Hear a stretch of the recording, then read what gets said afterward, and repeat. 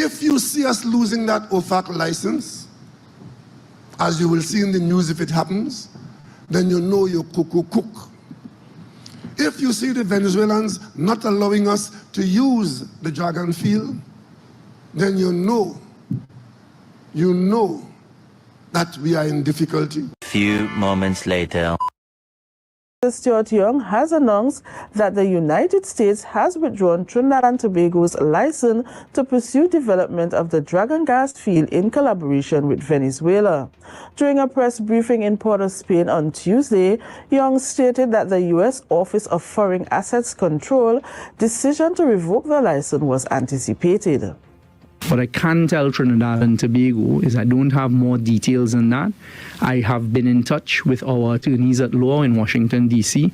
There is a process for, I wouldn't say appeal of this revocation, but there is a process for you to make an application for it not to be or for there to be amendments. And we are going to be engaged in that process.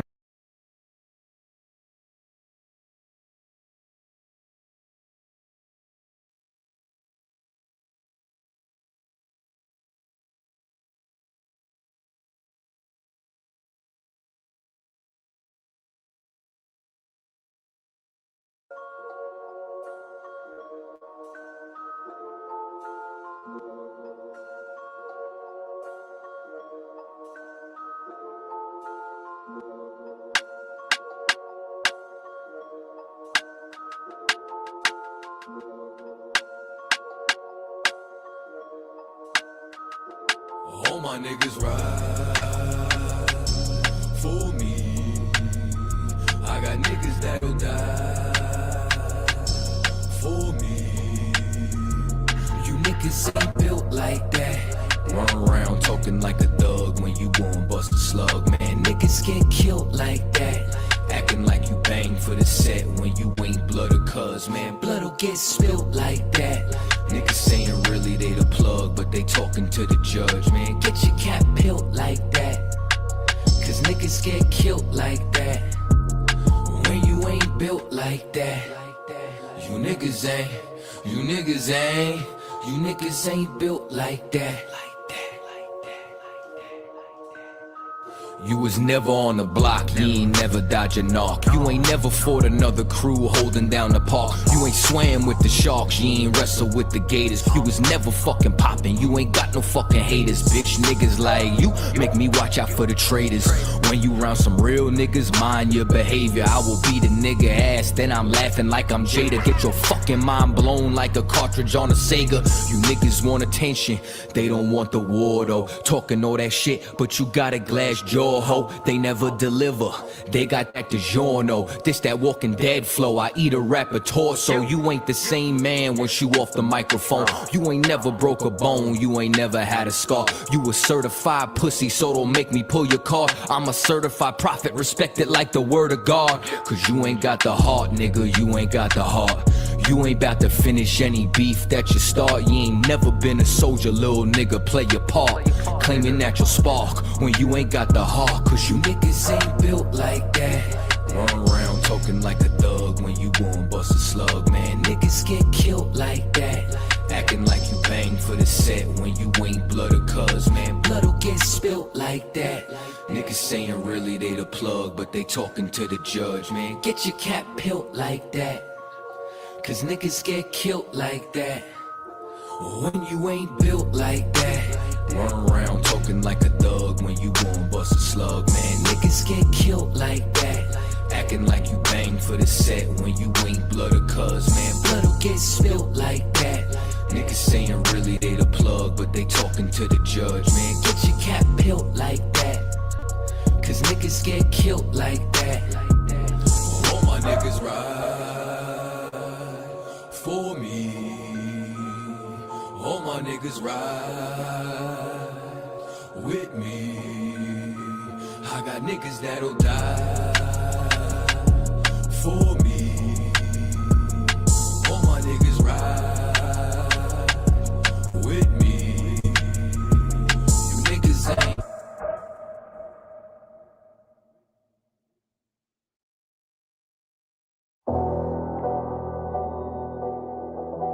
I got you.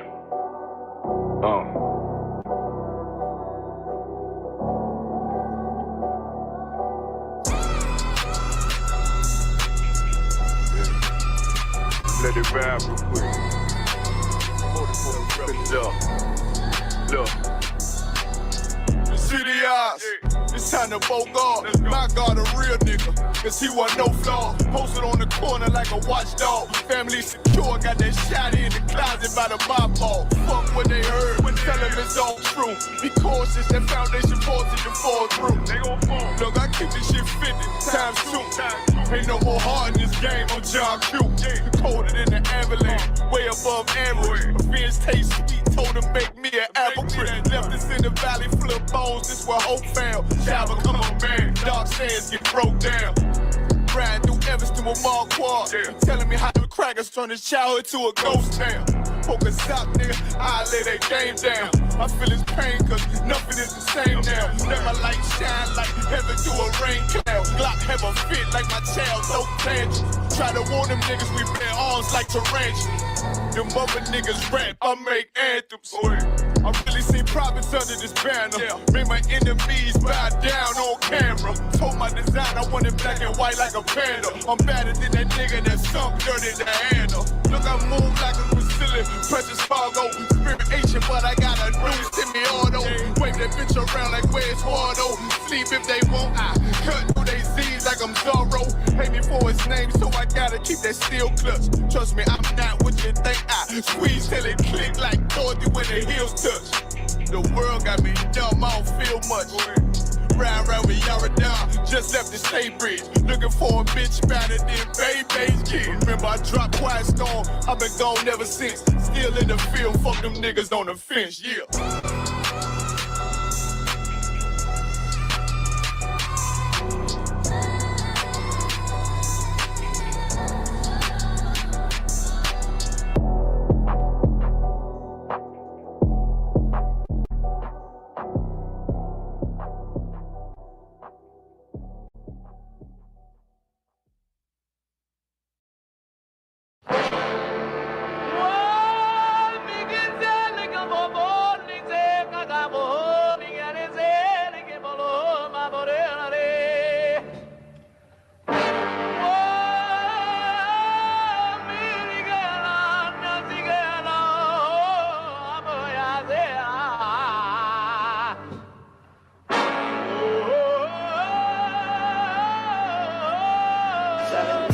Whoa, whoa, whoa, whoa, whoa.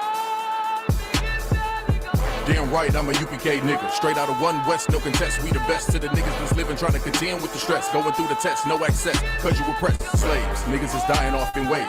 Living in dirt, now it's a grave.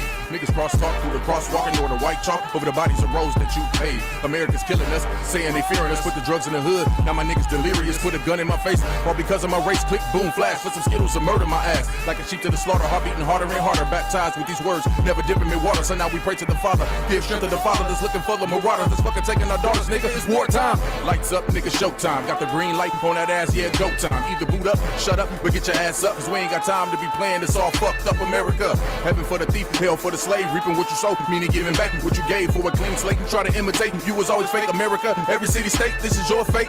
Whoa, whoa, whoa, to America. Whoa, whoa, whoa, to America. Whoa, whoa, whoa, to America. Whoa, whoa, whoa, to America. On the timeline, giving the rhythm to expose the intricacies of advanced vibe. Who am I? Well, I ain't shit, but getting lit is a pastime. So in a minute, I'ma pass out. I hope you get it. If you didn't, you can crash flying. Kinda simple if you feel it, past your last line. But it will confuse a bad mind. A damn shame. That's the exact thing. Gonna get your ass fried. Bombs from the sky, rich devil lullaby.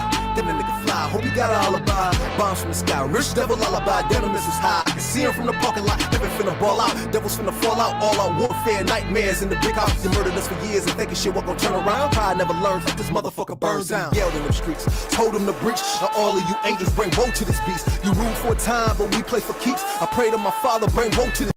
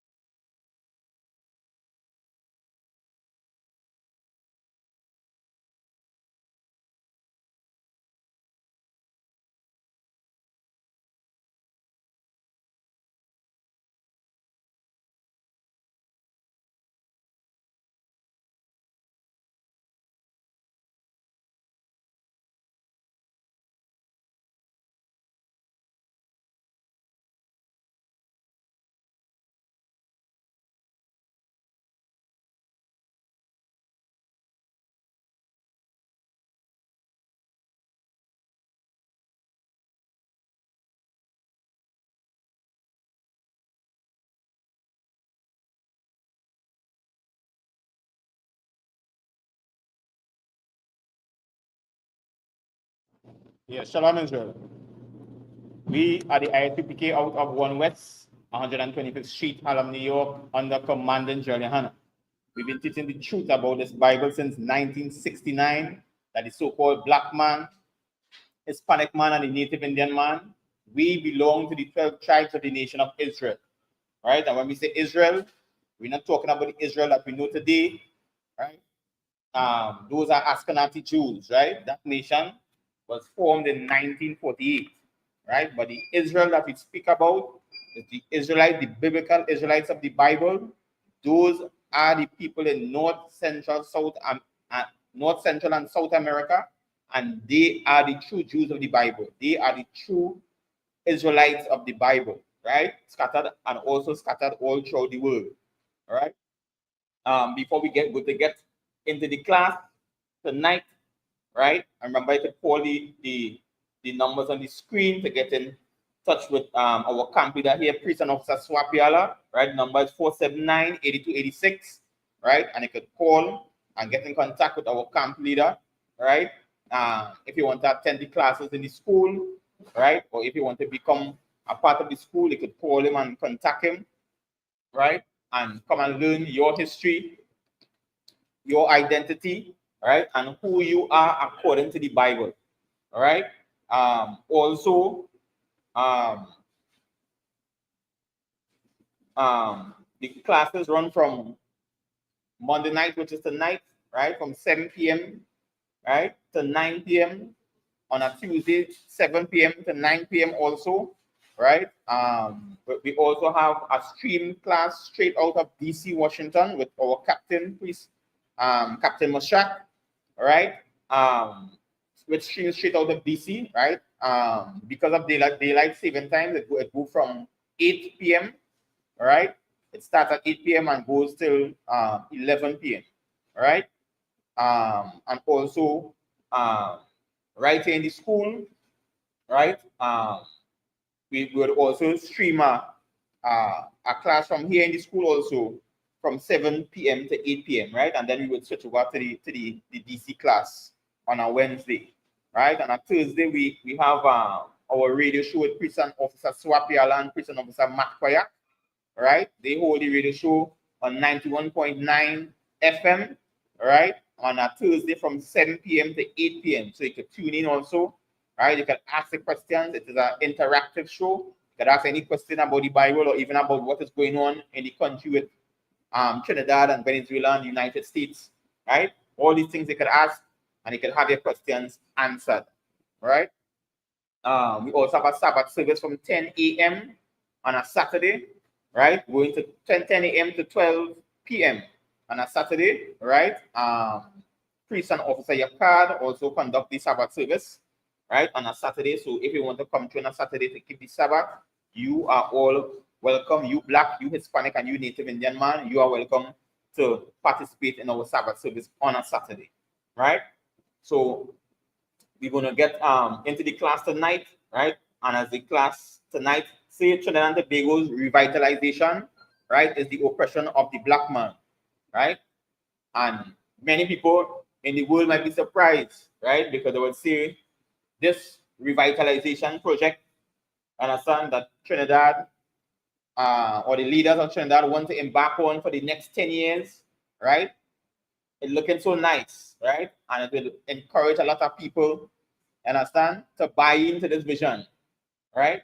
But there are some things that the Black, Hispanic, and Native Indian man need to consider, right? As they say, all is not glitter, all is not gold, right? These things need to be examined, right? And we should not run with the crowd, right? As they would say. These projects, right, usually bring a lot of oppression for the Black, Hispanic, and Native Indian man, right? We usually hold, for lack of a better word, the shitty end of the stick, right? But you Black man, Hispanic man, and Native Indian man, if you start to understand your history and your culture and your identity, then you will be able to see the attacks, right, that is subtly taking place against the Black, Hispanic, and Native Indian man, right? And since we started the class, you could see this project flashing on the screen, right? This is a project that the Prime Minister, right, of Trinidad and Tobago, Kamala Persad-Bissessar, has is a blueprint that was rested on, right, for over 2 decades, right, that Trinidad always had the way they had envisioned the country to be, right? But this current Prime Minister took it and ran with it, and they implement things in it that if the Black, Hispanic, and Native Indian man is not careful, right, we could end up being entrapped, thinking all is good and all is well, right? Because everybody looking and the disguise it under the guise of providing jobs, right? A lot of people would get plenty jobs, right, in this society, right? And the opposition to the government is asking is the government going to find the monies, right, to provide for this mega project, right, that is going to cost billions in US, right, to achieve this project over the next 10 years, right?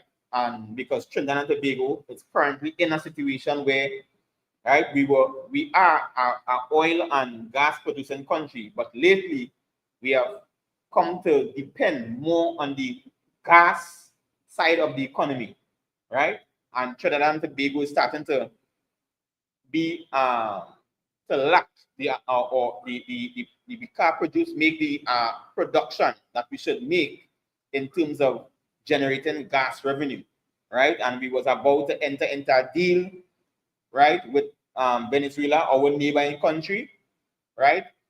But at the same time, Donald Trump came and brought siege against Venezuela, right, to take the country, right, for as they say, quote unquote, narco trafficking, right? But many of the political analysts, right, and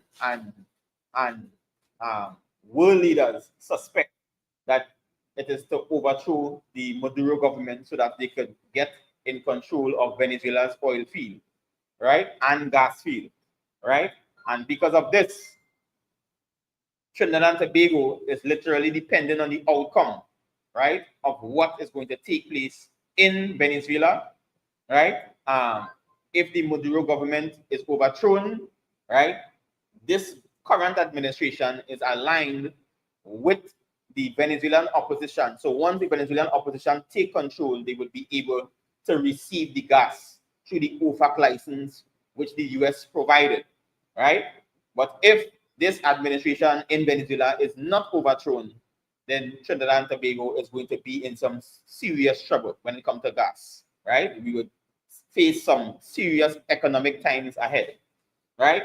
And whilst all this is going on, the Trinidad and Tobago government released these images, right, to the population to give them this vision to buy into, right, to show them how the country could be, right? So a lot of people now subconsciously would want Venezuela to be overthrown because based on their own greed and lust, right, they would want to see Trinidad and Tobago in this prosperous economic state, right? So in other words, they would want the entire country to buy in to the idea of literally getting rid of the regime in Venezuela, right? And a lot of the business community in Trinidad and Tobago has already bought in because they are on board because they want to benefit from the massive amount of construction that is going to take place, right? And some of them are already bidding on the contracts to build this new mega city, right? Or cities in Trinidad. And they even have a couple of islands that Trinidad own on the outskirts of Trinidad that businessmen are already bidding on so that they could build this mega city that Trinidad and Tobago has envisioned, right? But none of this could happen really and truly unless this outcome in Venezuela, right, changes, right, its current status, right? So with that, we're going to get straight into the class. So if somebody could give me Deuteronomy chapter 28 and verse 49, Baba Kusha. We will start from there. right? And we're going to go in and break down and see how this, right? We will select a few aspects and show how this is going to severely affect the Black, Hispanic, and Native Indian man in this society, right? Because all the other nations on board, they're ready to go. They have the monies, some have the capability to get these contracts, but it's the Black man who is going to suffer in all this. All the looking glitz and glamour, the Black man is who is going to suffer, right? So you can give me Deuteronomy chapter 28 and verse 49. Book of Deuteronomy, chapter 28 and verse 49. The Lord shall bring a nation against thee. Right? So it's saying here, the Lord is going to bring a nation against thee. Go ahead. From far. Right? And this nation is going to come from far. Right? This is the curses in Deuteronomy that came upon the children of Israel. Right? These curses came upon the Black, Hispanic, and Native Indian man. Right? Because we disobeyed the commandments that the Lord gave us way back in the book of Deuteronomy, way back in the past, right? In the time of Moses, right? The Most High gave us laws, statutes, and commandments to keep, right? And as a nation, we did not keep these statutes and commandments, right? And the Lord had sent a nation against us, right? So read back from the top, Babakshah, one more time. The book of Deuteronomy, chapter 28 and verse 49. The Lord shall bring a nation against thee from far. Right? And this nation, he said, will come from far. This happened during the Atlantic slave trade, right? The Black, Hispanic, and Native Indian man was sold into slavery, right? The Native Indian tribes came, right, much earlier into the Atlantic, right, into what we just call the New World today, right? And they settled here, right? And the so-called Caucasian man came, right, and destroyed all their property, kill the children, kill women, right? Kill babies, and took the men and carried them back into Europe, and they served a lot of their slavery in Europe, right? While the black man was kidnapped from the west coast in Africa, right? If you go to the Babylon of Timbuktu, will tell you that the slaves were black and Jewish, right? It was black Jewish slaves that was sold into the Americas, right? But when they say Jewish, we know they were the true Jews, not the Ashkenazi Jews that we have in Israel today. The true Jews were actually sold in slavery, right? And this is what your Christian leaders wouldn't explain to you, right? This is what the Christian church is supposed to be teaching the Black, Hispanic, and Native Indian man, right? But they don't, right? So black slaves who were Jews were sold into slavery, and we came here in the Americas, kidnapped, beaten, battered, and bruised, and whipped to work on these plantations that build these mega first world countries that you see today, right? And now, fast forward to today, right?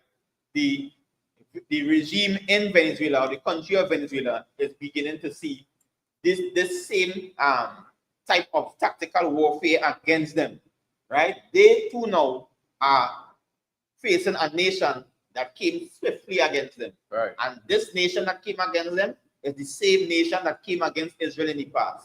Understand? They still represent the eagle in the past, which is America today, right? Or the United States, as we know it today. The Bible refers to the United States as Babylon the Great. Right. Right? And this nation is now up against Venezuela today. Go ahead, Baba Kusha.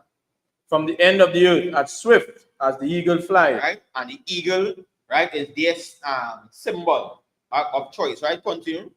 A nation whose tongue thou shalt not understand. And back in slavery, this was a nation, we didn't understand their tongue, right? Because we didn't speak English, right? All the English and all the Spanish that people speaking today, and in Brazil they're talking Portuguese, we didn't speak none of this, right? The children of Israel spoke Hebrew. So they were a nation of a strange tongue. Right. And when we were brought here in slavery and kidnapped, and whipped to work on these plantations, we were forced to learn our oppressor's language. That is why today we speak English. That is why we speak Spanish. That's why we speak Portuguese and Dutch, right? And all these different languages today, right? But the nation of Israel our original tongue was the Hebrew tongue, right? Continue, Baba Kusha. Verse 50, a nation of fierce countenance, which shall not regard the person of the old, nor show favor to the young. Right? And I say this nation, right, would not show favor to the old, neither to the young, and they had a fierce countenance, right? So this nation was a brutal nation. Right. And this is the same nation that is coming up against Venezuela today. And you can see they show no regard, right? Donald Trump showed no regard for the old, neither the young. Right. Right? Just today, I watching a clip with Donald Trump, and he instructing the military not to destroy the oil field. Right. So he rather save the oil field and kill people, kill the children, kill babies, kill wives and sisters and uncles. Understand? But he instruct the military not to destroy the oil field. Right. Understand? So it's showing you that they don't care. They show no favor to the old, neither to the young. Understand? Their main priority is to access the resources in Venezuela, right? Which has the biggest oil reserve in the world. Understand? A lot of oil sits under the land in Venezuela, even offshore, under the sea, right? And Trinidad and Tobago is dependent, understand, right? Or the leaders, right? Or so-called leaders in Trinidad and Tobago is dependent on this arrangement, right? That this Maduro regime fall, understand? For us to have get access to the gas so that we can process it in our plants here in Trinidad, so that we would be able to experience some of this wealth, right? That the so-called oppressor has promised, right? Our leaders, right? The Prime Minister of Trinidad and Tobago has went to New York and spoke, right, with Mark Rubio in the United States, understand? And they made arrangement, and soon after she came back, America was waging war against Venezuela. And Trinidad and Tobago was the only Caribbean island, right, that neighbors Venezuela to support the United States. All the other Caribbean islands, right, declined to support the United States. We were the only ones, right? And now it is being revealed we are the only ones supporting the United States because of this dream, understand, that they are trying to sell the people of Trinidad and Tobago, this revitalization dream, understand? But this dream that they are trying to sell Trinidad and Tobago will bring oppression on the so-called Black, Hispanic, and Native Indian man. And we're going to examine a little bit of this tonight, and we're going to see how deadly, right, this dream could be, right? So we're going to roll back a little bit with the tape we played before, and we're going to see how all this started and how it led to this situation here, right? So we're starting back with this. If you see us losing that OFAC life, right? So this here,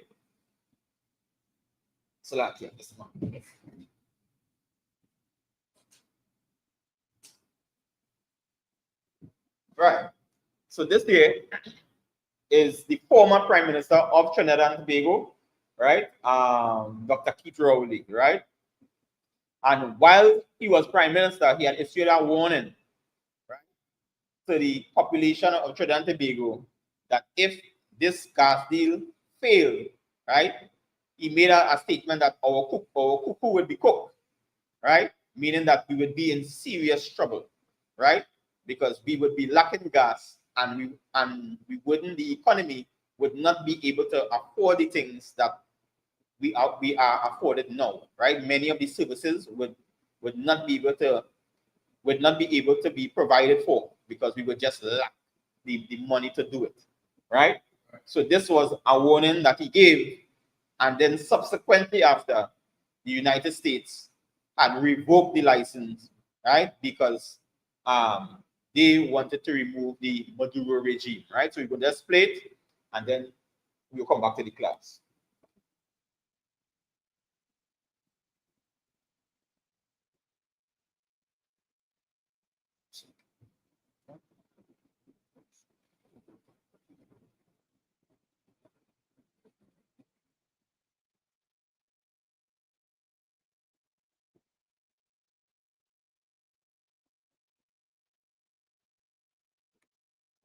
You get any voting there? See if we get any voting on me.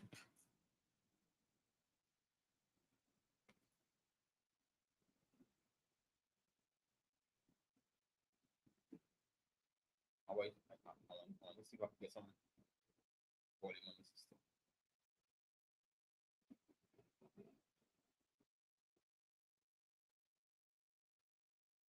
Load on, sir. Not allowing us to use the Dragon Field, then you know. All right, so we will play it back from the top. If you see us losing that OFAC license, as you will see in the news if it happens, then you know you cook. If you see the Venezuelans not allowing us to use the Dragon Field, then you know that we are in difficulty. Few moments later. Stuart Young has announced that the United States has withdrawn Trinidad and Tobago's license to pursue development of the Dragon gas field in collaboration with Venezuela. During a press briefing in Port of Spain on Tuesday, Young stated that the U.S. Office of Foreign Assets Control decision to revoke the license was anticipated. What I can tell Trinidad and Tobago is I don't have more details than that. I have been in touch with our attorneys at law in Washington, D.C. There is a process for, I wouldn't say appeal of this revocation, but there is a process for you to make an application for it not to be or for there to be amendments. And we are going to be engaged in that process. Right? So the same warning that the former Prime Minister gave at that time, right, is exactly what the United States did. They revoked the gas license from Trinidad and Tobago at that time. And then fast forward to this present administration, right, they were able to get a 6-month, right, provisional license for this gas deal, right? And many were bringing it under scrutiny, right? Because they couldn't understand how they were able to get this gas deal. And just a couple months before, right, the gas deal was literally null and void. The United States canceled it, right?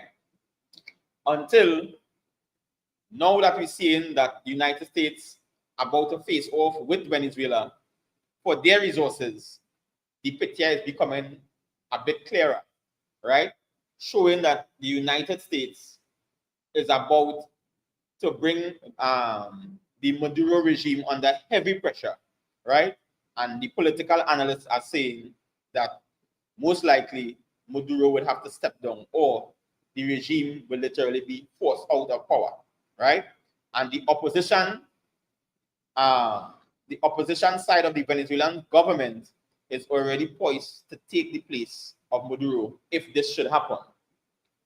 And Trinidad and Tobago needs this gas, right? Because now they have presented this vision that how they would like Trinidad and Tobago to be.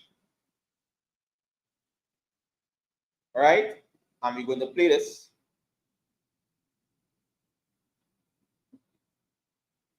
We're going to play it here, so we're going to see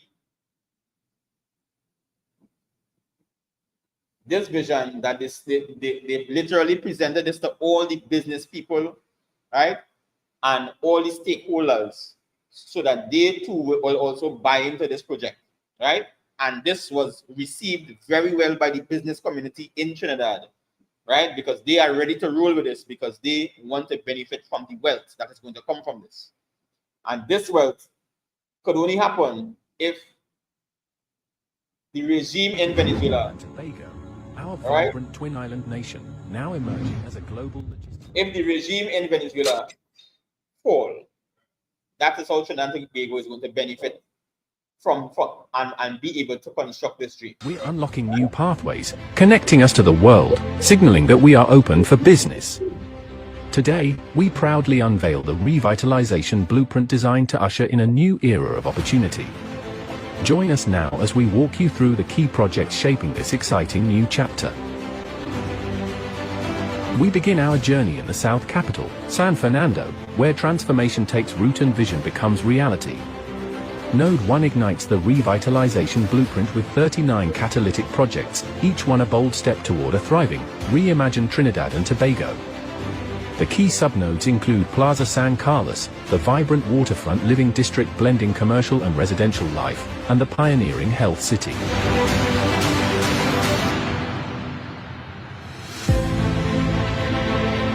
Plaza San Carlos, a journey through time and taste. Step into the heart of heritage at Plaza San Carlos, a beautifully preserved historic market square that pulses with life. Now as the centerpiece of the reproposed historic district, Plaza San Carlos welcomes the arrival of the last train to San Fernando, a nostalgic tram that glides along the waterfront. Right? So they begin to present this vision, right, of what they would like Trinidad and Tobago to look like, right? And when they presented the vision, one of the reporters asked, well, how much this is going to cost, right? And they were unable to give a figure, right? Because none of this has even been put to the table to bring a cost to it, because it's up in the billions, right? But it's a mega project that has been sitting on the desk of the government for over 2 decades, right? So this is something that they would keep billing over time.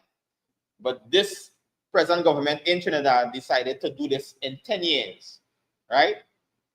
That they would construct this mega project you see on the screen here. And with all this happening, and Trinidad's economy being in the shape it is now, we're unable to generate that large amount of money, right? They would be definitely dependent on this gas coming from Venezuela, right?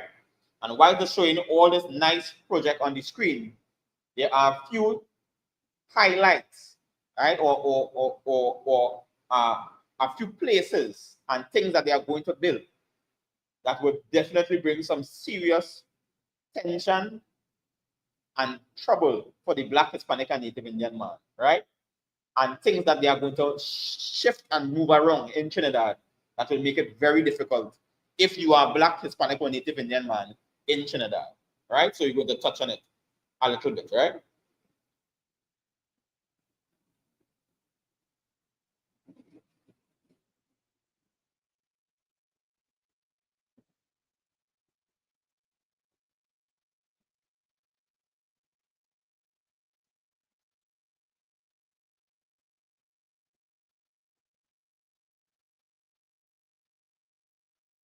All right, so we're coming up to the first one here, right? As part of our blueprint, we're enhancing the Queen's Park Savannah with respectful, legacy-honoring upgrades that unlock its full potential. The capital is entering a bold new chapter, re-envisioning its waterfront and urban gateways into a vibrant, connected coastal district. A formidable 40-acre national security campus will dominate Mount Hope, unified, strategic, and built for purpose. Right, so this is one of the first ones, right? So what they're planning to do is to build a national security campus, right? And this campus would include all security agencies in Trinidad and Tobago under one building, right? And under this one building, one minister will be able to control all security forces in Trinidad and Tobago, right? So more or less, whichever government in power and they have a minister over this complex, right? This person will be wielding a lot of power in Trinidad and Tobago, right? With this particular complex. And this complex will be integrated into all aspects of security when it comes to Trinidad and Tobago, whether it be Coast Guard, Defense Force, or the localized police in the area, right? It will centralize vital operations, eliminate fragmentation, and elevate Trinidad and Tobago's readiness to respond, protect, and prevail.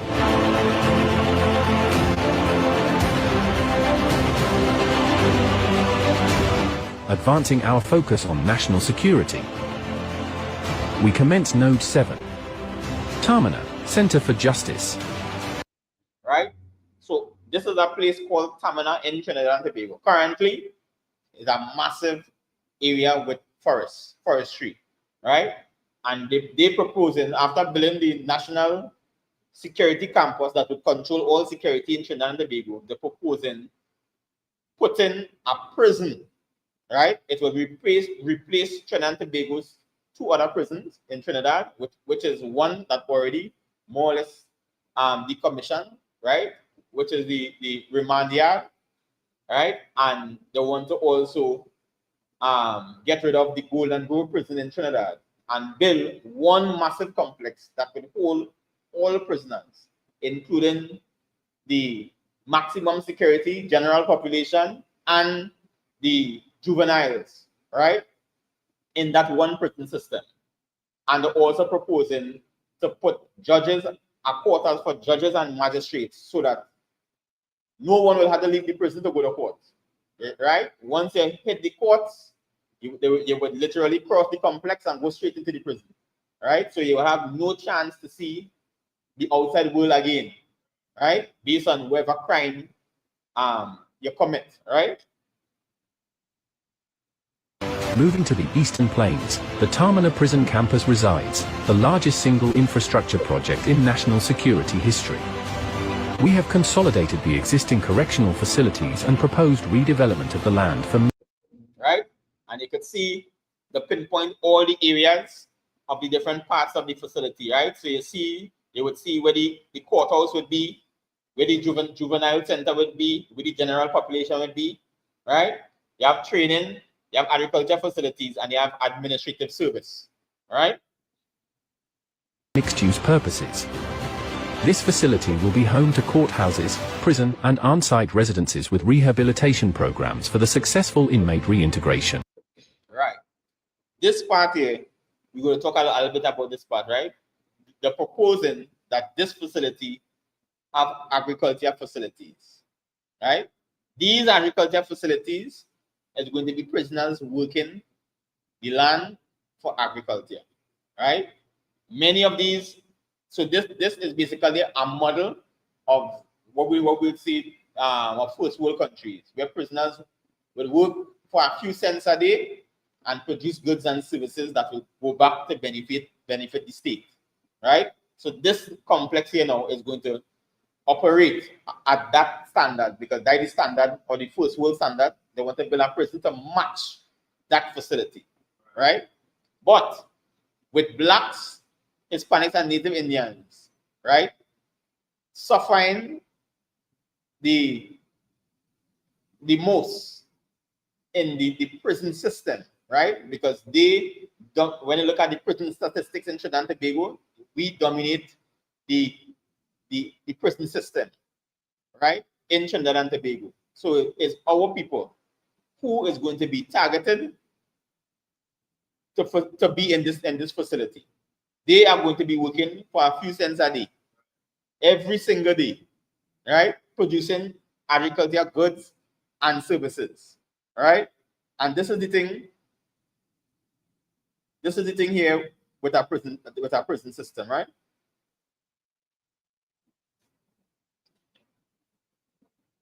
Now, for the prison to generate funds, it means the prisoners had to work for little or no pay at all, right? And they would be producing, whether it be furniture or uniform, right, or license plate, or they're doing cleaning and maintenance, right?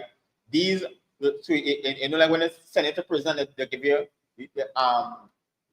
that have the sentence and where they give you hard labor, right? Now, these people will be literally working for nothing. You understand? And all this would be either benefit the states or private contractors, right? Now, this prison is going to be built, and also they haven't said if the prison would be owned by the state or if it would be a private prison, right? Because all these facilities are going to be contracted out, right, to contractors and business people, so they would be constructing these facilities in Trinidad. But all this, right, is going to bring a lot of oppression on Black people, because now at this facility, they could actually make money out of you. With the current facility we have, they can't do that. You understand? You're going and serve your time, but there's no way. You understand? No facilities to put you out to be working in the yard or working agriculture. So they now thinking ahead and watching the numbers that flow through the prison, right, on a yearly basis, realizing that they can make profit from the prison system in Trinidad, right?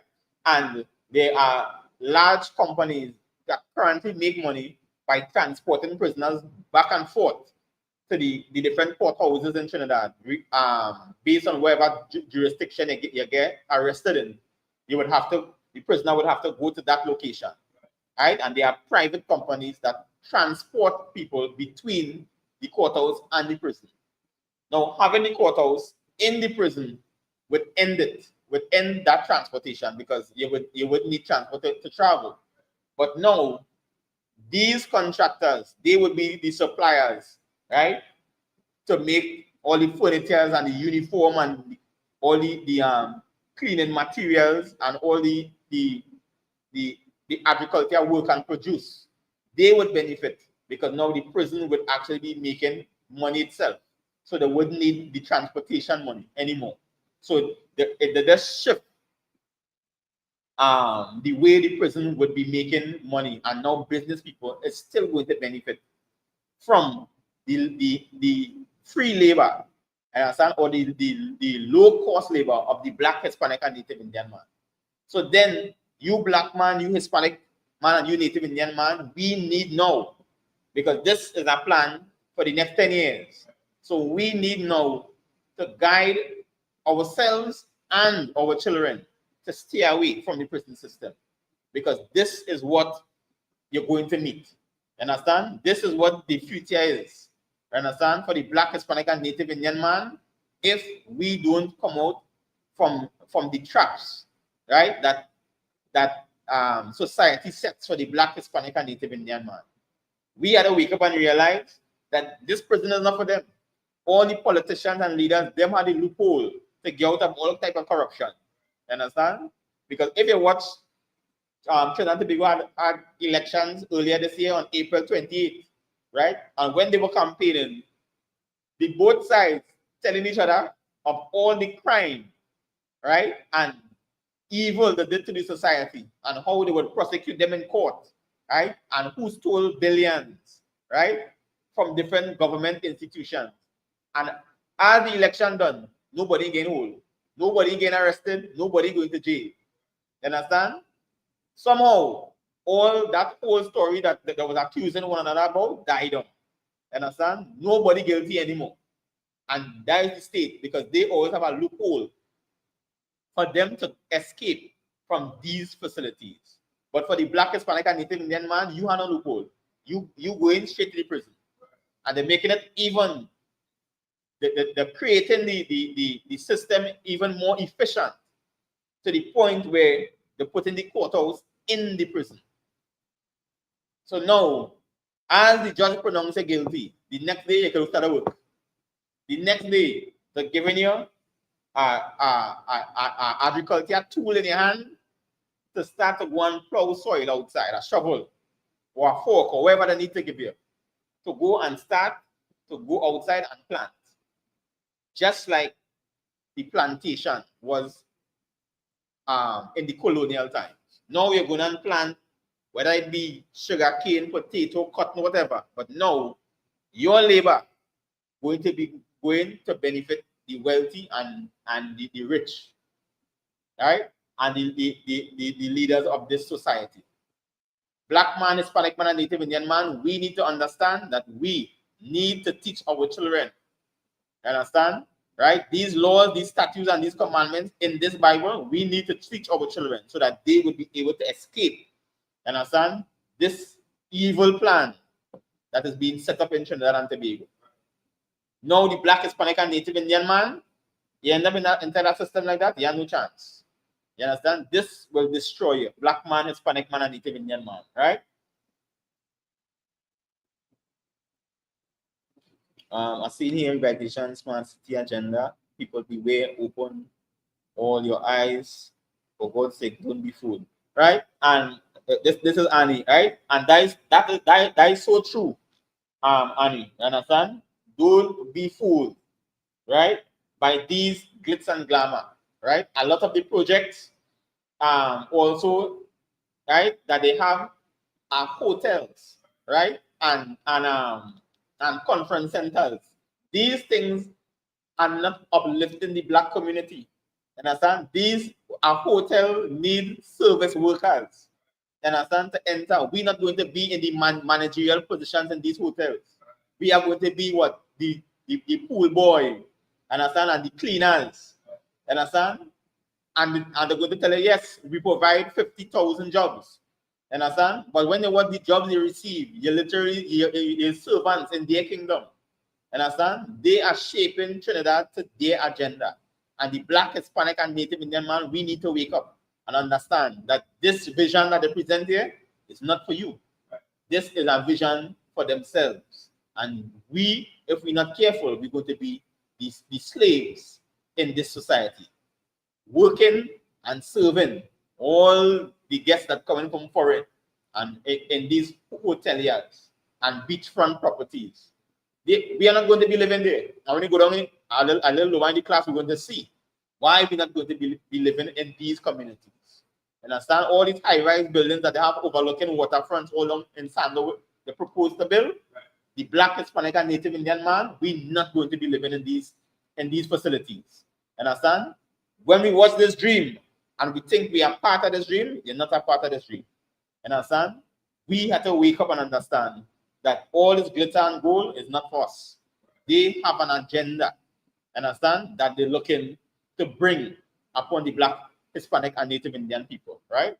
So we go move on a little bit, right? So this was the prison system that they are about to build, that they proposed to build in Trinidad, all right?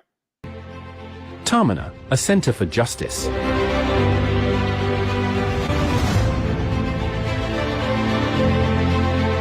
Next, we shift our focus onto the remand yard, Port of Spain, a cornerstone of our revitalization narrative. Once a symbol of confinement, the boys' jail now stands as a beacon of possibility.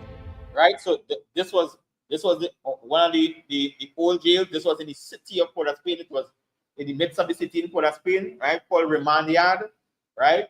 If he was accused of a crime, they would send him here, right, because he wasn't given a sentence as yet. They didn't find him innocent or guilty, right? So they would send him to the remand yard, right? And in the remand yard, they would be held there until your case was called, and when they find him guilty, you would be sent to the Golden Grove prison, right? Or if he was found innocent, well, you would be released. Now, this is a prison that it was in the city. It was causing a lot of chaos, right? They had a lot of incidents taking place at this prison where prisoners escaped and came out into the city, right? And it even involved government officials as well, causing them to be released, right? So this prison is a prison that is being decommissioned, right? And by decommissioning this prison, they also, in the future, wanted to decommission the Golden Grove prison and build this Tamana prison where they have on this revitalization project, right? And also too with these prisons, when the prison comes out of our area, most time the property that are around the prison go up in value, right? Because it's not a dangerous place anymore, right? It become a safe zone or a safe area, right? So all the properties that is around the vicinity in the prison area will end up skyrocketing in value.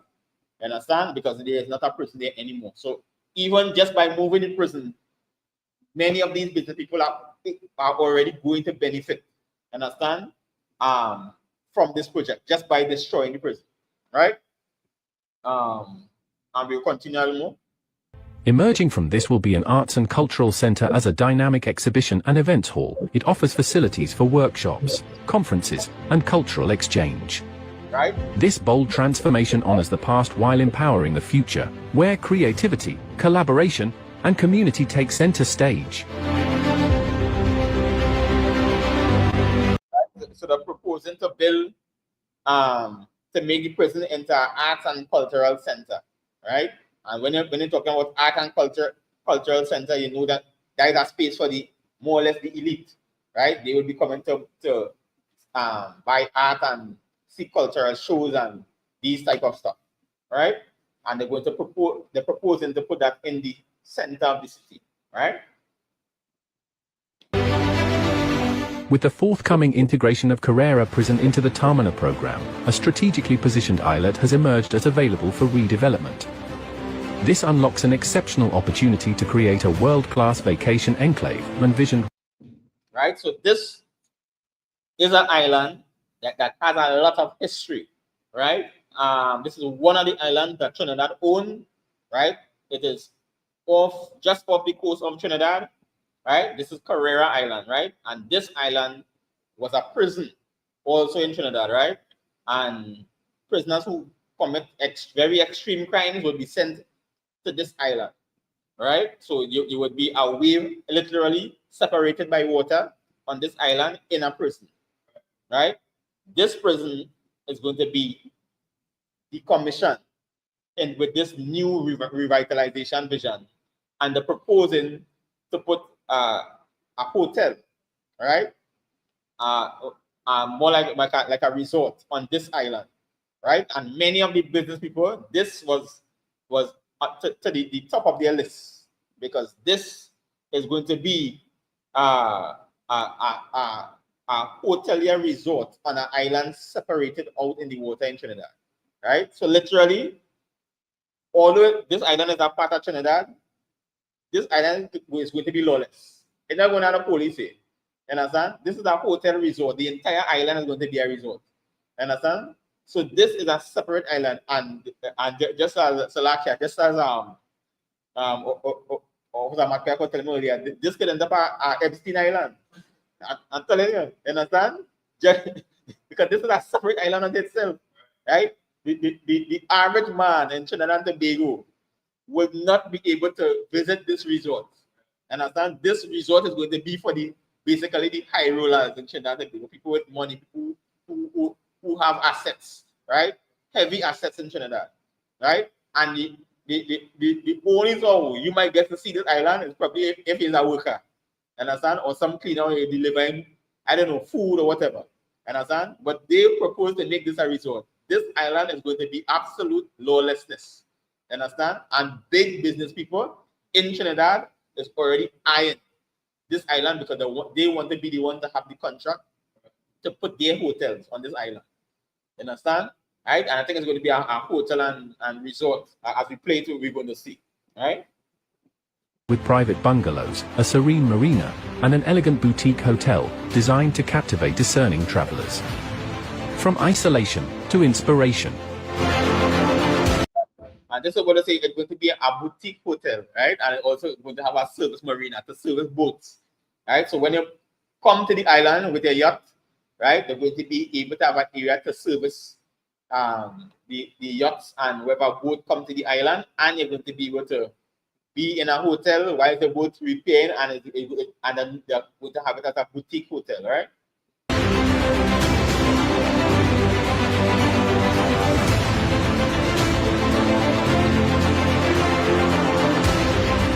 With the successful, right? And if I may, if somebody could get from me,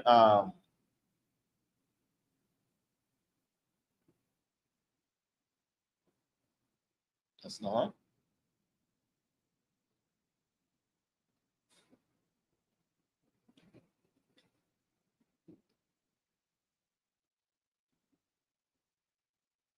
Give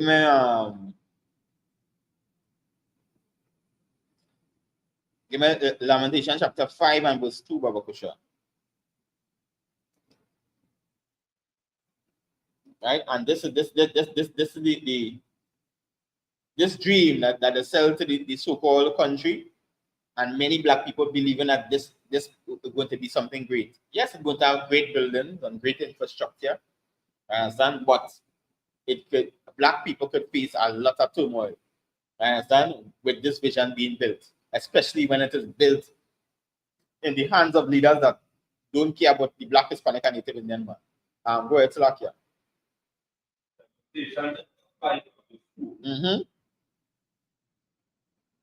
Our inheritance is turned to strangers. Our inheritance is turned to what? To strangers. Our houses to aliens. Right? And our houses to aliens. Right? Because the people who in charge, the people who really supposed to be benefiting, understand, from this is Black, Hispanic, and Native Indian people. We supposed to be benefiting from this. Understand? But now, right, the tide turn. Black people in the bottom. Understand? And now our leaders on top, they are the aliens. Understand? Right? And it's saying our inheritance is given to strangers. Understand? They are the aliens, they are the strangers. They are taking what Black people are supposed to benefit from and doing what they want with it. Understand? Shaping the island how they see it. Understand? How they feel that they would benefit best. Understand? And not even considering the Black, Hispanic, and Native Indian man. Understand? Right? And right here, you could we will move along a little bit, and we want to see how also the Black, how much more oppression the Black man going to face. Full consolidation of the Tamana Justice Campus, a remarkable opportunity now unfolds, 280 acres of prime land poised for transformation. Right? And this 280 acres are prime land, right? Just outside Bhagwan Singh. When they remove Golden Grove, it's just going to be empty. You understand? So now they're proposing a complex for business people to open business, right? And when these businesses open up, it's not for small business. This is for big business, massive business, right? So then now, when they build these big complex, and the Black man with his small business is going to be paid rent, you understand, to the people who own these complex. You understand? So more pain for the Black, Hispanic, and Native Indian man. Right. He in owning no land on the ground. You understand? None of this is to produce new entrepreneurs, right? All these mega projects here is building for the people that already have businesses going, or the higher people or higher echelons in society, right? This isn't merely excess space, it's a blank canvas for national advancement. We envision a vibrant fusion of residential and commercial development that will serve our people and ignite regional prosperity. From welcoming homes to bustling enterprises and inclusive community spaces, every square foot will be shaped with intention.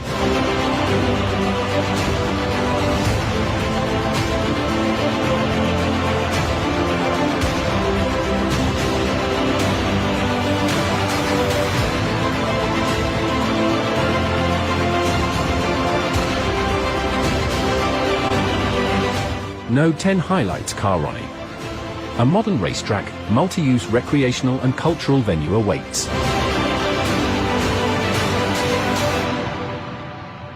We are proud to unveil Node 11, the central government campus. The aim is to... Right? So the proposal here to move the central government campus, right? Now this central government campus houses all ministries, right, that are in the government, right? And they're proposing to move this building, right? Or move these offices. Decentralize ancillary government services by relocating them from our bustling capital city to Chaguanas. Right? So they're proposing to move all government offices from the capital city in Port of Spain to Chaguanas, right? And Chaguanas is the East Indian capital in Trinidad. It no hiding that. So literally, if they have to go to Chaguanas for all government business, it's obviously you're going to be going to Chaguanas, right? So then, although Port of Spain will be seeing the capital of Trinidad and Tobago on the map, right? Literally, Chaguanas will become like the capital because they is going to become one of the busiest places in Trinidad and Tobago. And by default, you're going to have a lot of business activity taking place because you would want government offices to be located close to places where other business could happen. Understand? And then this move will make Port of Spain more of a port city. Understand? So port workers and industrial workers, they will be going to Port of Spain. But when you come and do government business, this will be taking place in Shogunas, showing you how deceptive this move is. Right? And they plan to do this in the next 10 years, which would pass like that. You understand? So by the time children know who is 10, by the time they reach 20 years old, or the age they could vote, this would be completed. You understand? And all this is hinged on that gas project in Venezuela. So it's showing you how they already line up this plan to take place and why Trinidad and Tobago has to back Venezuela. You understand? In order for this to be achieved. You understand? And many things in this entire project is very deceptive. But if you just watch it with a normal eye, you wouldn't be able to see these subtle changes that they're making. Right. Understand? To benefit the people of the other nation. And black people, Hispanic people, and Native Indian people, we're going to be the ones suffering in the bottom of society. Right? The CGC will not only host several key ministries like sports and culture, it will also feature a multifunctional event amphitheater. Additionally, right? And that's what they propose the ministry building to be like, and they want to build this in Shogunas, right? And the ironic thing about this is they want to put the government campus in Shogunas, and the traffic there is absolutely terrible. That's the worst place to be in traffic. It's in Shogunas. That's the worst place. You understand? But that idea already in the mind, because they know where they want their people to be. You understand? They already envision in the mind where they want East Indian people to be. You understand? Right? And a lot of people buying in to this dream and then understanding what's going to take place in Trinidad. the campus will incorporate the energy tower. This development will serve as our new central capital city. Right? And they say that development is going to serve as the new central capital city. Right? So in other words, they're then telling you how this city is going to change. Understand? They can't have two capitals in our country, one capital, but they're telling you that this is going to be the central capital. Understand? Meaning that this is going to be the main place where you're coming to do any government business in Trinidad and Tobago. Understand? And this is the subtle changes that they're making that could disrupt Trinidad and Tobago very, very, very gently, as we just say locally here in Trinidad. Understand? And the black man, Hispanic man, and Native Indian man, if we ain't careful and we ain't see this happening, we're going to be utterly destroyed in this land. We're going to feel utter pain in this land. Right?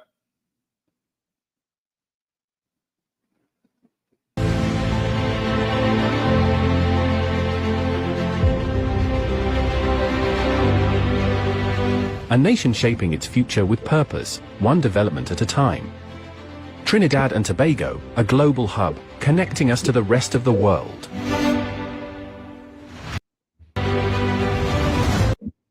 Right? And it's one other piece I want to show here. And this, many people saw it, right? But they didn't understand what is happening to these people, right? Let's see if I could find it here quickly. Look at here, right? Training and Simulation Center races through the landscape, inviting passengers to greet each day with eyes wide to possibility. It is a symbol of hope in motion, a thread of joy woven into the nation's rhythm. The re-engineered port facility integrates dry docking and advanced... Okay, and you see, so the label Shogunas, right, as the central capital of Trinidad and Tobago, and the label Port of Spain as the port city. So literally, they're taking away the capital from Port of Spain and putting it in Shogunas, which is an East Indian dominated town or city. You understand? So they're putting the heartbeat of the country in an East Indian area. Right. And that's what people not realize it. Right? It's not balanced anymore. Port of Spain have all the different ethnicities. Right? But Port of Spain dominated by Black, Hispanic, and Native Indians. Where that's right, right? And we come up to that. We're going to talk a little bit about that, right? That's so true. So like I said, right? And so the take the central city, right? They make Shogunas the central city, right? That is the East Indian hub, and where the majority of Blacks, Hispanics, and Native Indians live, that is the port city.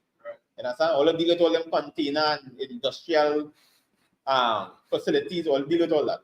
You understand? We go deal with government business. And this is going to take place 10 years is a short time. You understand? If that regime in Venezuela fall, this is going to be a short time for this to happen. Because now they would be able to have the financial capability of achieving this. You understand? And we could be so busy because we could be glad to work. And they're going to be glad to have employment. They're going to generate a lot of employment, a lot of downstream income. You understand? But when this is built, brother, no, that is hard times for the Black, Hispanic, and Native Indian man. You understand? And them portraying this vision in the midst of our major world change in the region. You understand? War looming in the region. They don't care about that. They're rolling because they want to be in power in Trinidad. The East Indians want to come up in power in Trinidad. That is how serious this is. And they're willing to do anything, to sell anything. You understand? They put our whole vision to the so-called 1% in Trinidad for them to buy it. Because they too benefiting from all these mega contracts that going to happen. Billions of dollars that going to be generated in Trinidad. Understand? And the ones at the bottom, we not going to see nowhere near any of that money. That's going to stay in the hands of the wealthy. That is what the Black, Hispanic, and Native Indian man need to see from these kind of things. But they make it look so nice and so lovely, and they present it in a nice conference, and everybody was able to see it on television and social media, and everybody saying yes, it's a good idea. But they're not seeing they're not reading between the lines, as they say, to see the destruction that could come to the Black, Hispanic, and Native Indian man in Trinidad. You understand? This could be our destruction, right? So we're moving on here. Advanced warehousing infrastructure with light manufacturing zones, a cutting-edge training and simulation center, regulatory offices, and a dedicated union headquarters. Designed for efficient operations and seamless logistics, the port city positions Port of Spain as the Southern Caribbean's premier transshipment hub, where global trade meets local innovation. See Lots Industrial Park and Free Trade Zone. Right. So this, right, is another major part that sparked a lot of debate, right? They want to build an industrial estate, right, that will have many manufacturing buildings on this estate, right, for manufacturing. This is prime location because they as you can see, it's literally situated on the sea, right? So ships and boats and small vessels will have access directly to this manufacturing area, making a lot of sense, right? Because if you're manufacturing, you would want the goods to be in an area where you have easy access to the sea. Vessels could come, load, and move away, right? But this is the thing that they're not telling the outside public or people who don't live in this area. In this area is predominantly Black people. An area called Sea Lots in Trinidad, right? It is where we would call the ghettos in Trinidad. Just like Point, Labre, Lavantil, Moloney, this is the ghettos. Just like Venezuela, when I say the barrios, this is the ghetto. This is where Black people live predominantly. And they are proposing to build an industrial estate and remove the people from this area, right? And everybody jump up, yeah, well, that's a good idea because in front they just look so dilapidated. And I said, move all them people and build the industrial estate. So nobody do care about the livelihood of these people. They tell them where they're going to be relocated, if they're going to get a proper home, and how they're going to survive, right? And the last one when they say how are they going to survive, right? And the news agencies in Trinidad went to the area and started to interview people and asking them, well, what do you feel about this industrial estate replacing this, literally going to move them from the area and put them somewhere else in Trinidad, right? So that they actually getting relocated out of this area, right? And one of the gentleman who was speaking, he say he don't mind moving if he gain the proper compensation or whatever, but he say they had to teach me how to survive, right? And the answer was shocking to many, right? Because they hear this man actually going to be relocated by the government or whatever. But his concern is how he is going to survive, right? And a lot of people doesn't study what is happening when an entire community is being moved, just like that. When they don't pick up and move, right? Because it affects the community in many different ways, right? It affects them socially, economically, emotionally, and culturally, right? The whole state of the community is going to change. Sealands is not going to be like how it was anymore, right? And the government knows this. This is a predominantly strong black community, right? And all this was something like what I wanted to do in Laventille, and I couldn't get to do it, right? So that made the place get dilapidated, and now Laventille full of crime, right? And people thinking that nobody good could come out of Laventille, when actually Laventille produced some of the best minds to come out came out from Laventille in Trinidad, right? But this Sealands community here, right? Because the people are poor, right, and they don't have the most of the necessities that they should have, they're proposing to just remove these people and put them in a different area, right? Now, when this rock up community like that, the community, the people form social bonds in the community. You have social connections, right? People who you know, right? So you might know the iceman, you know the shoemaker, you understand? You know this teacher or a lawyer. You form connections, and these connections that they make take years to establish. You understand? Remember, these people you know for years, just like in our community. That people we know for years. We grew up with them. They were the elder ones in the community. Now they might be of old age, but they are recognized people who struggle to build the community, to bring the community where it is today. You understand? Some like when you look back in your community, the older heads will be telling you, well, you know, well, back every time it didn't have no road, understand, or it didn't have this building here, and we struggle, we fight, we build roads, we get water to come, lights, and all these things. And now the generation after them could benefit off of the struggle that those before went through to build and bring up this community, right?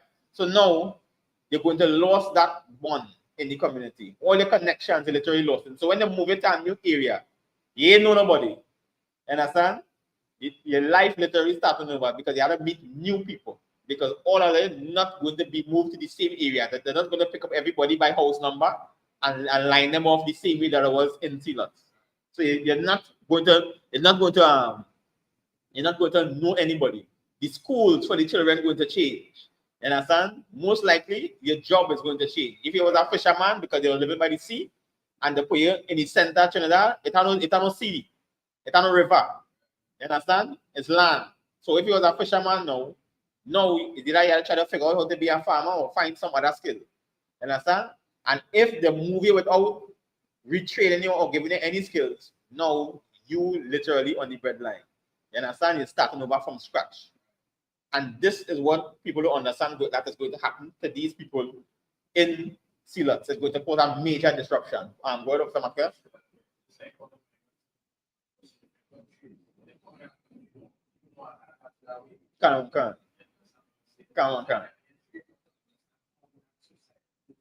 Come on.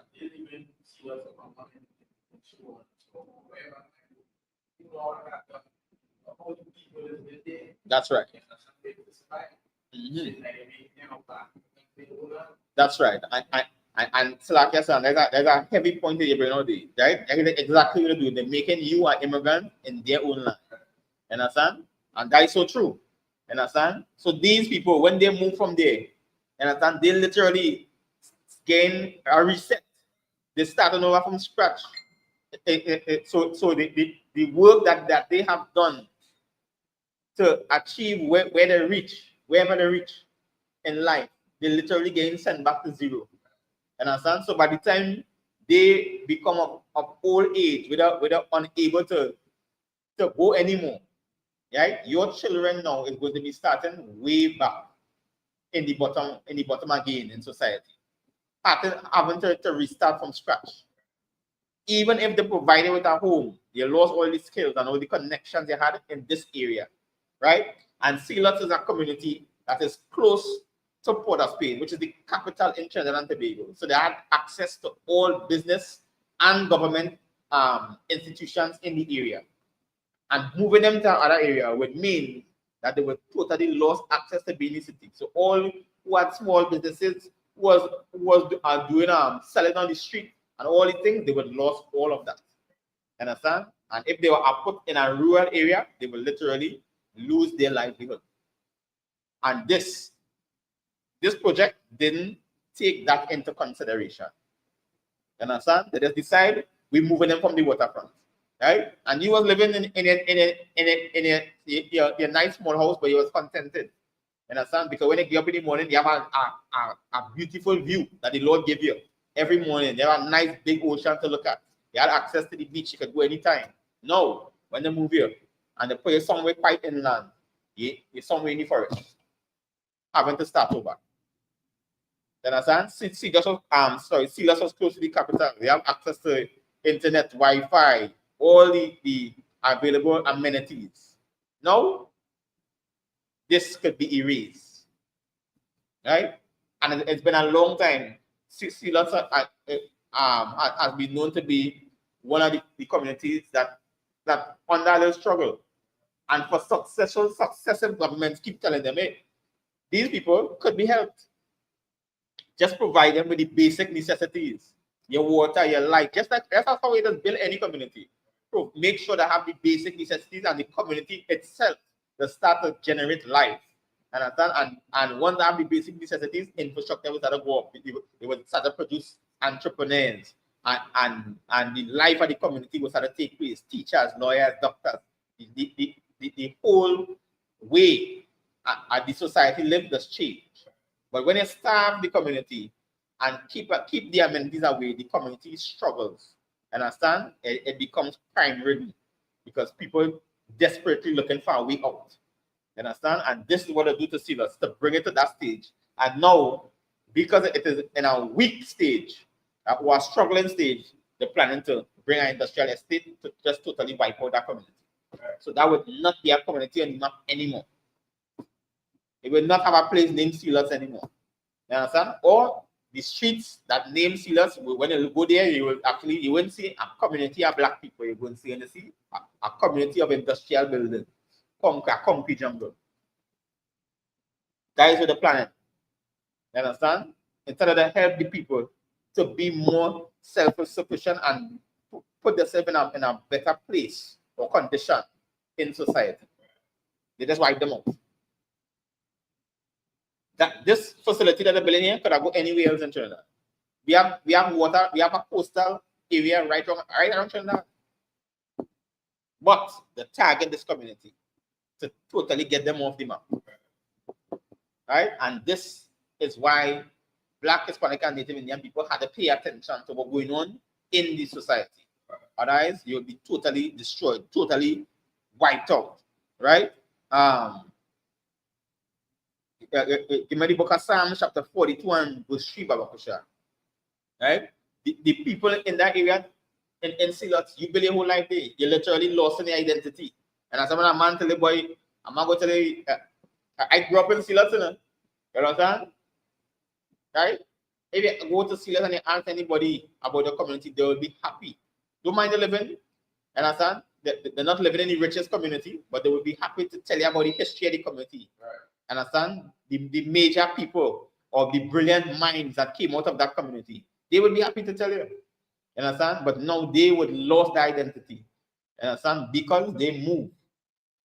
Or they have this word called gentrification. Understand? Where they would literally move out an entire area and replace them with new people. Understand? All these things happen from time to time, even in the scriptures. Right? Give me Psalms 42 and verse 3, Baba Kusha.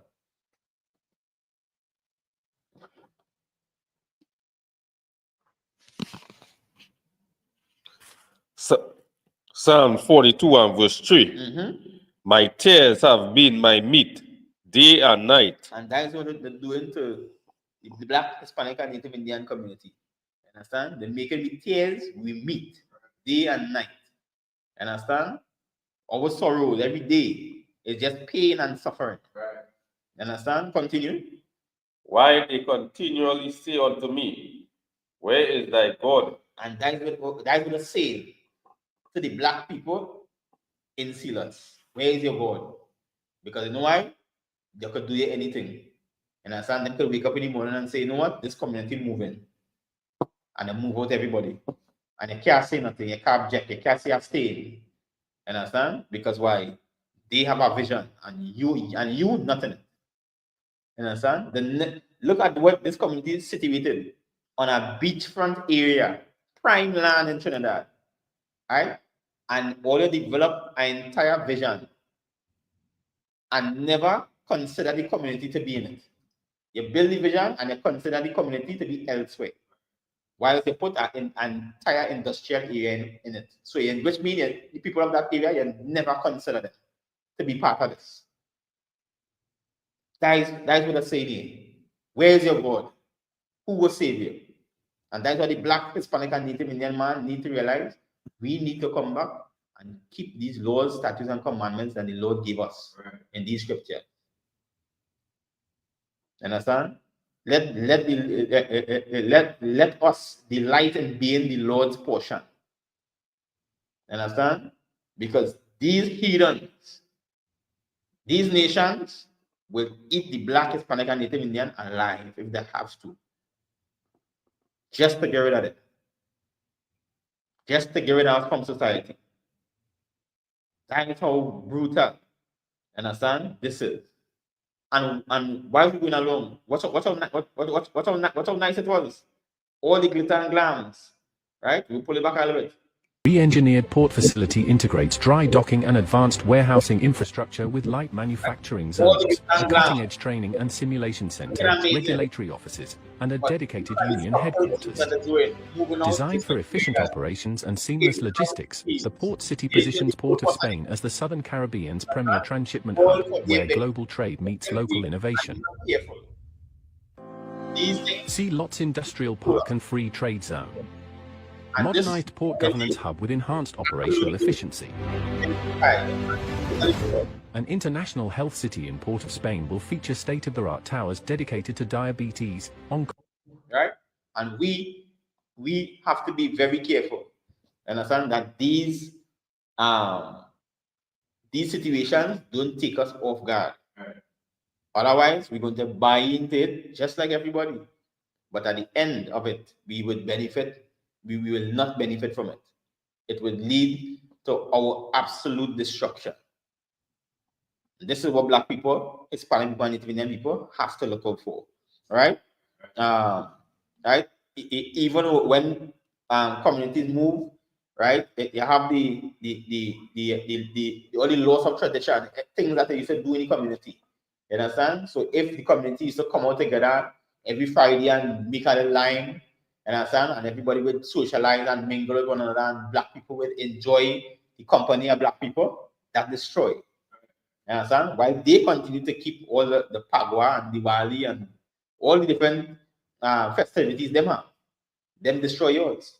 Because when all they move to the next area, and I not living close here again, I live in somewhere up in the hills, and this person living somewhere in some plain, you understand? That festivity destroyed. You understand? right? Even by moving up community, you disrupt the influence in the community. Understand? People who used to look up to. Understand? All that gone. All the brilliant minds in the community used to look up here. This man grew up in Silas with me, boy, and look, he make it to be this superstar athlete or wherever, or a great mind in the academic sphere. Right? He was proud to be from that area because they knew, hey, look, he grew up in the ghettos with me, and look what he was able to achieve. Right? But no, when they move away from that area, you can't stay all I was from that area again. Your whole identity get erased. You understand? And that is why it's important for us to pick up this identity that the Lord gave us. That you are an Israelite, you are a true Jew of the Bible. You understand? Our forefathers, this identity that the Lord gave us, and that could hide it from us, but they can't erase it. You would once say from the bloodline of the Black, Hispanic, and Native Indian man, right? Ancestors of the slave trade, you are a true Jew by blood. Understand? The Bible says you are what your father is the seed of your father. Understand? Once you have that bloodline in you, you are a true Jew. Nobody could erase that from you. Nobody could take that from you. Understand? And that is why Black, Hispanic, and Native Indian people, right, get treated in the condition we are today. Understand? Because we look up to these other nations. We look up to the Chinese man. We look up to the East Indian man. We look up to the Syrian man. Understand? Thinking that, hey, they're going to help us. But they are about benefiting for themselves. And the Black, Hispanic, and Native Indian man, we remain in the bottom of society. Understand? Right? The Christian church teach us to hate one another. Understand? Right? I was watching a post on social media and the man was saying, well, what happening to Black people? Understand? Right? Why we do support one another? Right? Why we do support one another business? And the reason for that is Christianity. Understand? Christianity teach Black people to hate one another. Right? And why would I make a statement like that? Just look around. One man is a Rasta, one man is a Muslim, one man is a Pentecostal, the next one is a Ethiopian Orthodox, and the next one is Church of Latter-day Saints and Seventh-day Adventists, Baptists. When all that happen, how we could come together? When everybody is something different, right? And all these religions is Christianity. Christianity literally destroy Black people. And the only way for we to come under one head, understand, is to come out of this Christian church. Leave it. Understand? Leave this Christian church. That's the only way Black people coming back together. It's not that Black people not intelligent. We're very intelligent. Some of us running major institutions, even right here in Trinidad And Tobago. Some of the managers of these banks, right, and financial institutions is these Black people. Understand? We're making it all the way up in politics.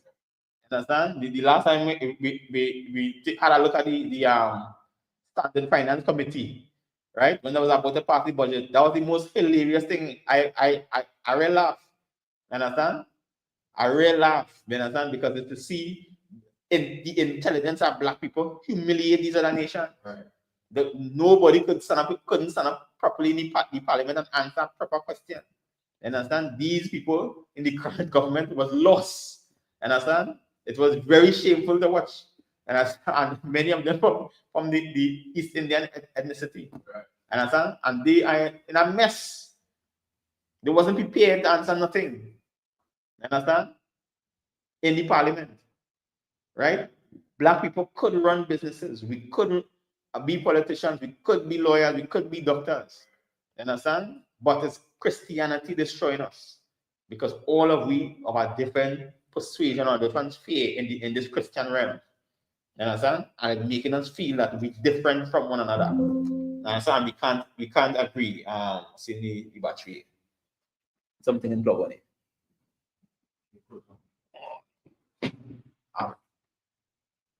Here. Right?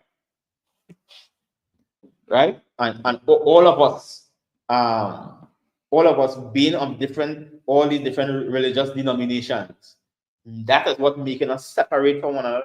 That is what making us not want to participate. So when you look at it, see a Rasta man selling his sandals, understand? You don't want to buy. You understand? Because you telling yourself, well, hey, I a Jehovah's Witness.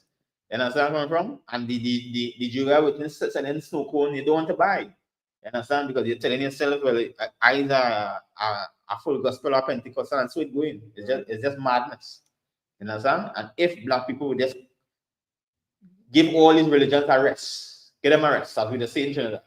You understand? Rest it down, then we will be able to see clearly. And then we're going to be able to understand the kind of destruction that coming against us from these other nations. Then we will be able to raise which and right. Understand? Then we would all that confusion will be eliminated. And this is what the ISUPK under command and generally is about. Understand? Removing all these lies that these religions set up against us. Understand? All this is tricks that the enemy used against the black, Hispanic, and Native Indian man. Understand? All that is the spirit of the deceiver, the so-called Caucasian man. Understand? That's why when you look at the news today, you fly down in Venezuela. Right. What the resources? You understand? So all of a sudden, they say America have enough oil for years. They already store it in big tanks. You understand? But to get control of you, they need to get control of what you have. And that's what's going on with Venezuela. To get Venezuela under control, they need to get the resources. You understand? What an amazing sight. You know what happened when Trump had to come against Venezuela, and they should have do that more. You understand? But it's hard to do because of Christianity. When Trump had to come against Venezuela, it started to make the South American countries unite. You understand? But picture, if there wasn't no religious separation between these places, all these places would have been one. You know what I wanted? Is Brazil and Argentina and Chile and going up Central America, Ecuador, and all these places would have been united. You understand? It would have been hard for the so-called oppressor to break them. But what they do? They separate you with Christianity. You understand? One part of Venezuela is Roman Catholic, the next part is Christianity. It's chaos. You understand? Brazil is the same thing. Brazil has this big white Jesus hook up. Understand? Up on the hill and a mountain for everybody to see every morning. Understand? Right? You must be depressed. You must be tired. You must be distressed. Every morning you get to see this big white Jesus over your head. Understand? So when that enter into your subconscious, understand? Always see the so-called Caucasian man as a god subconsciously. Understand? And these are the things that break people in society. Right? You're still on the colonial plantation, right? And this is where they're trying to introduce into Trinidad, right? They're trying to introduce the so-called dominance of the East Indian people in Trinidad, right?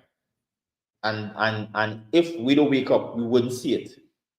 They go come like, hey, they had this slogan, when you win, see when everybody win. And a lot of people signed to come on social media now and quarrel. The bullet will I win yet. You mustn't win because it was never for you. Understand? These political parties, whether it be red or yellow, we have to wake up and realize in the eventuality, it is not in our favor. Understand? It's the people on the ground, black people, Hispanic people, and Native Indian people, we have to come together and bond together. Understand? Give all them priests and pastors a rest. Understand? Right? Come out of these churches because that is what is destroying me. And so it's sad. Like looking at an article today, where at the Roman Catholic Church again, I had to give people counseling because trauma from the past. There was altar boy and whoever in the church, they get raped from since back then. It now come out again. How much time? The Roman Catholic Church should have done get resigned already. Understand? Slovakia? No, that happened in foreign. Understand? But that church should have done resign already. And people in Trinidad still follow the Roman Catholic Church. And you read it every single day, right? It's a set of priests raping little boys and girls and all kind of thing. And you're still coming in Trinidad and still going to church in Roman Catholic Church. Until it gets so bad now, in Trinidad, they don't say Roman Catholic, they're Civis Catholic. They're afraid to put the Roman in front of it now. Because it's the same thing. It's the same thing. You understand where I come from? Right? And all that is what destroying the so-called black man today. You understand? All that is what is bringing us down to nothing.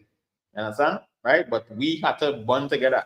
Don't mind we little communities, right? And we might not have the amenities that really rich communities have, right? But give me Revelations 2:9 Babakisha, right? But I just like the scripture say, though we poor, we rich.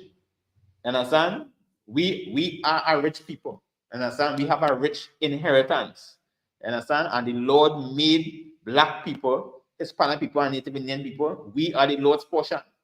Understand? If you're watching this today, understand, and you are a black man, a Hispanic man, or a Native Indian man, know that because of this is not a church where there's join. You understand? You don't join to be a Jew. You are a true Jew by blood. The Lord made us on the face of the earth, understand? And we are the true Jews of the Bible. And black people, Hispanic people, and Native Indian people need to understand this. You are a chosen people on the face of the earth, right?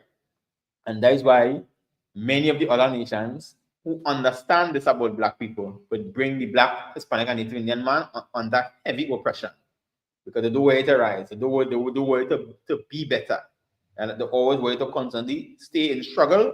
And once they're in struggle and poverty, desperation could make a sin against the Most High. Understand? And that will lead to the downfall of the so-called black man. What scripture? 2:9. Revelation chapter 2 and verse 9. I know thy works. Right? The scripture say he knows thy works. Understand? He knows the so-called works of the so-called oppressor. Right? Continue.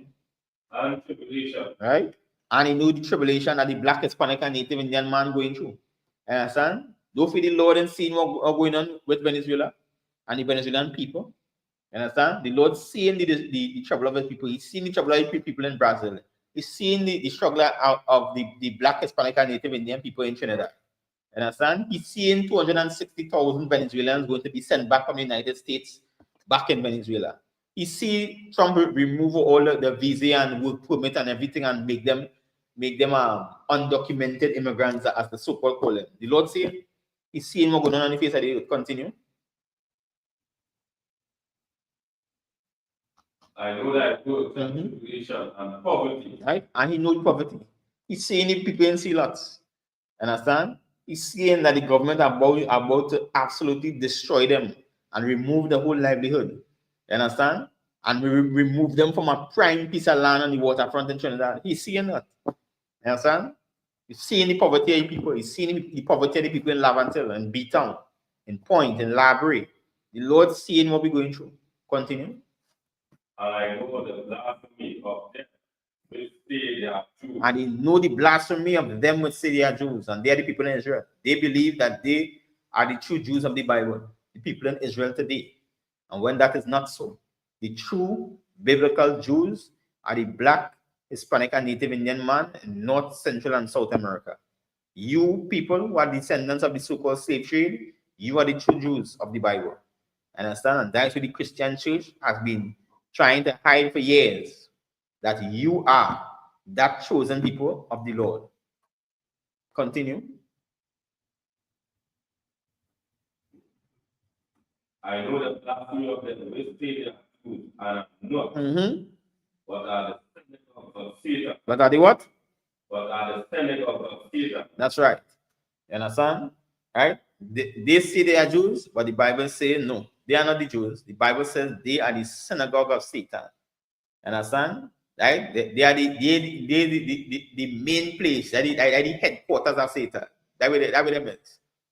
Understand? And that is why they are the so-called oppressor in the earth today, running to and fro. America running in every country's business. Understand? They involve in as it's called them the world police. Understand? They're in everybody's business because why? Understand? Right?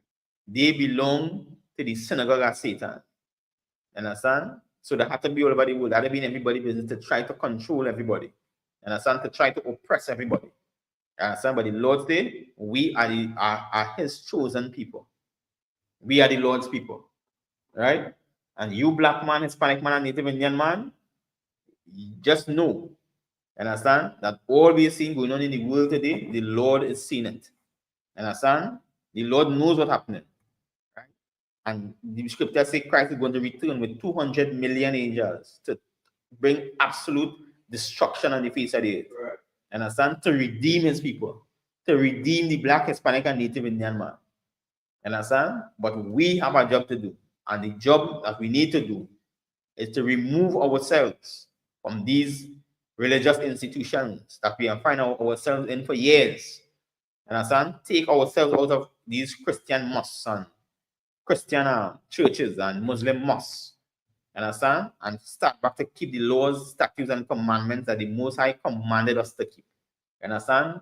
This Bible that we have on the shelf, taken dust, there are laws, statutes and commandments in it that we supposed to be keeping. All right? We're not supposed to just be saying we're living by grace. Understand? When you have a grace period, after a while, grace does run out. Understand? You're not supposed to be living just by grace. Understand? We are laws, we are statutes, and we are commandments that the Lord gave us to keep. All right? And the ISCPK under Commander General Hannah, this is the school that will arm you with the tools to be able to keep these laws and to understand your culture, your history, and your heritage, right, and who you are according to the Bible. And with that, I'm going to pass the class over. So, Salakia, before I pass the class, just give me Deuteronomy 7 and verse 6, and then we will close off Baba Kusha. Right? And this is what the Bible said. This is what the Bible said the black, Hispanic, and Native Indian man is. This is who we are. Right? Deuteronomy chapter 7 and verse 6. Deuteronomy chapter 7 verse 6.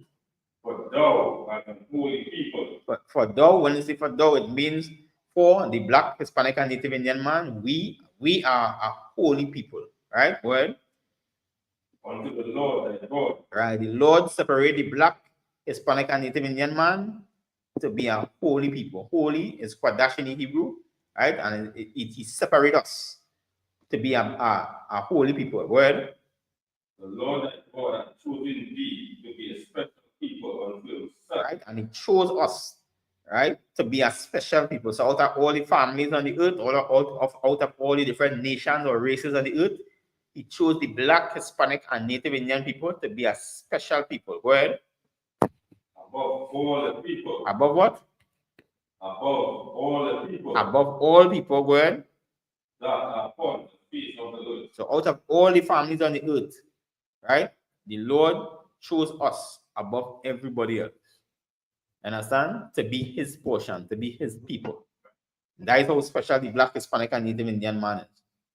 So when before, or even all now on social media, when they call you roach and wetback and spick and all these names that they gave to us, the Lord never saw us that way. Understand? He chose us to be a special people unto himself. Right? That was the night, Baba Kusha. And with that, we will pass the class over to Priest and Officer Shah.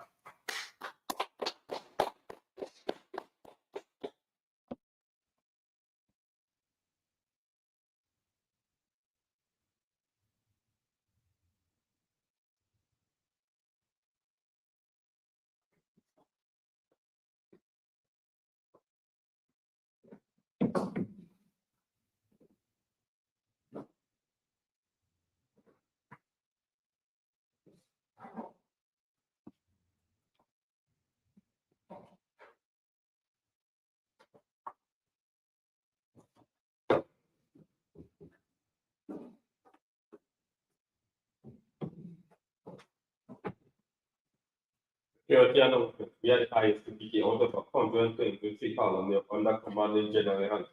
New rules of brothers and sisters. When the new brother and sister come to school and hold them for 6 months, they are here to be seen with the good. They are here to shut themselves of the world.